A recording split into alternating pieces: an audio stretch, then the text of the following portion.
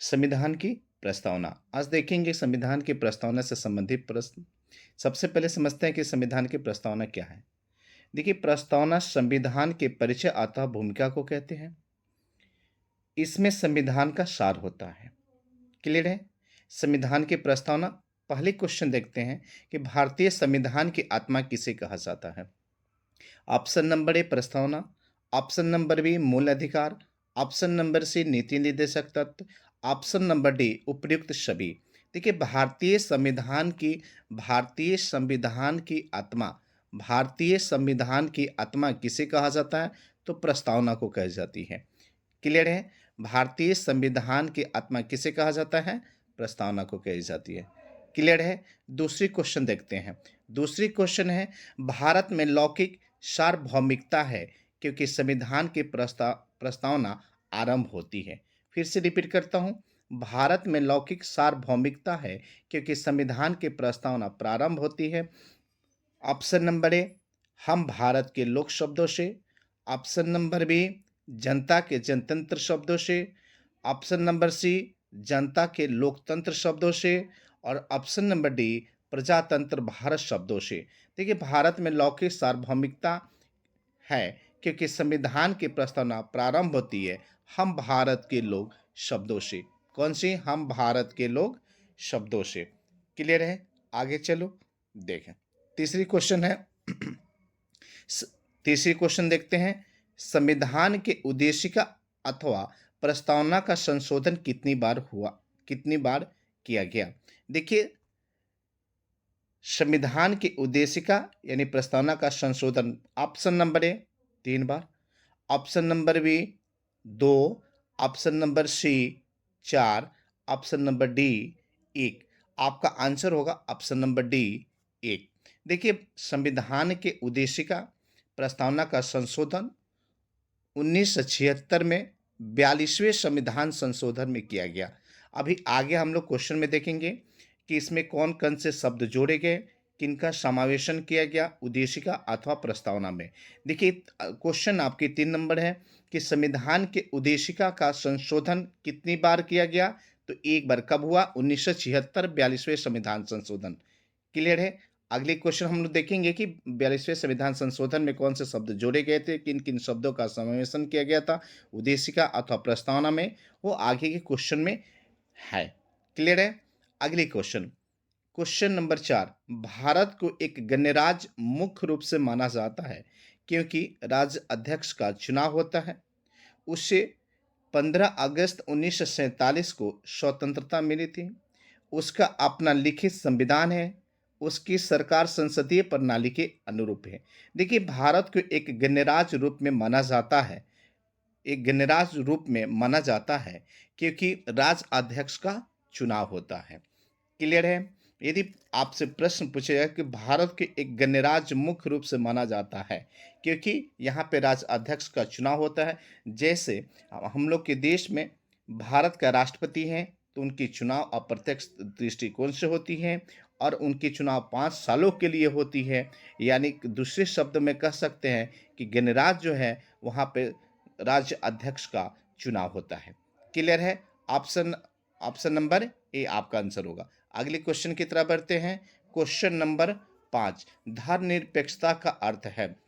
Option number ए राज्य सरकार सभी धर्म के खिलाफ, ऑप्शन नंबर बी राज्य सरकार द्वारा एक धर्म को स्वीकार, ऑप्शन नंबर सी राज्य सरकार द्वारा किसी धर्म को स्वीकार नहीं करना, ऑप्शन नंबर डी उपयुक्त में कोई नहीं। इनमें से कोई नहीं या उपयुक्त में से कोई नहीं। देखिए, धर्मनिरपेक्षता पहले समझिए। धर्मनिरपेक्षता का अर्थ है राज्य सरकार द्वारा किसी धर्म को स्वीकार नहीं करना, किसी धर्म को स्वीकार नहीं करना। देखिए, 1976 में 42वें संविधान संशोधन हुआ। 42वें संविधान संशोधन हुआ और उसमें प्रस्तावना में धर्मनिरपेक्ष शब्द जोड़ा गया। धर्म है ना, धर्म निरपेक्ष शब्द जोड़ा गया। धर्म निरपेक्ष शब्द सही है। निरपेक्ष शब्द जोड़ा गया। क्लियर है? अगले क्वेश्चन देखते हैं। तो धर्मनिरपेक्ष का अर्थ क्या है? धर्मनिरपेक्ष का अर्थ क्या है?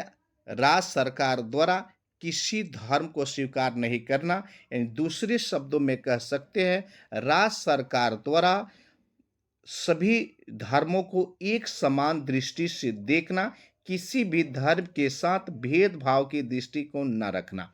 क्लियर है? धर्मनिरपेक्षता का अर्थ यही है।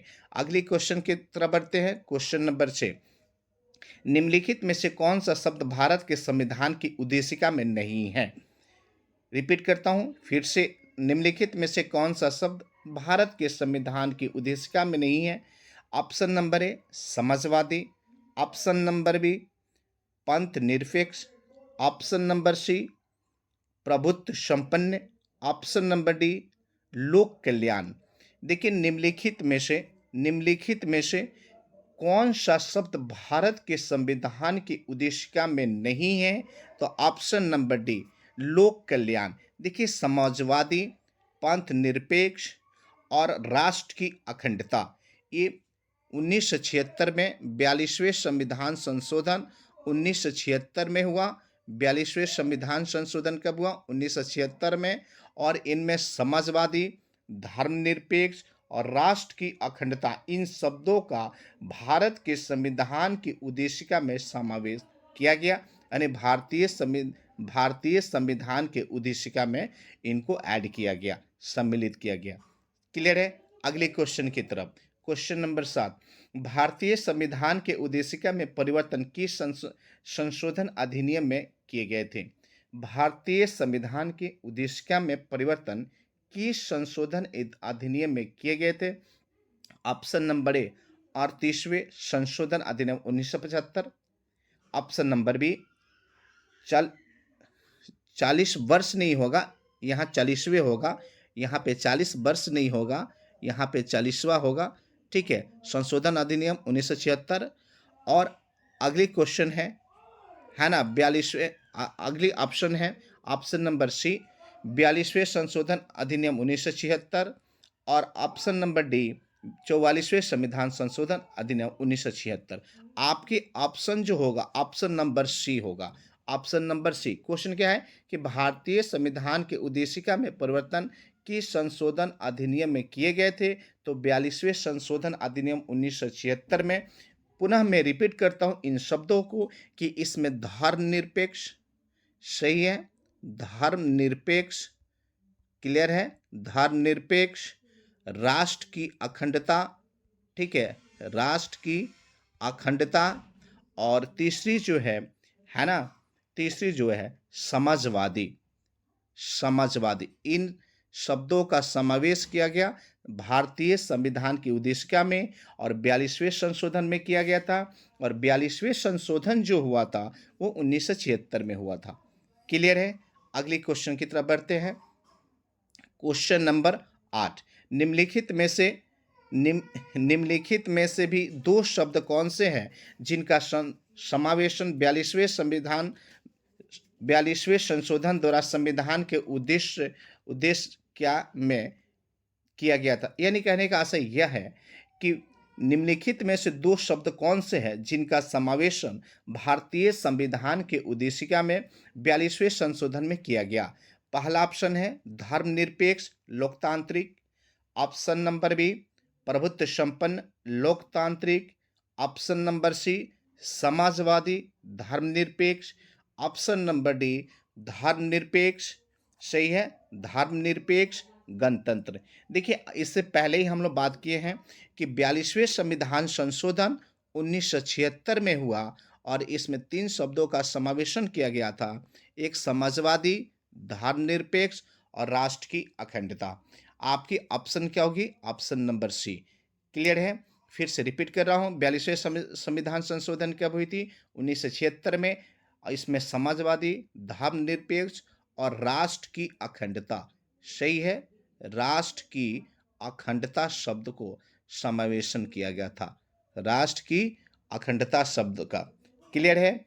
चले विद्यार्थी आगे अगली क्वेश्चन देखते हैं।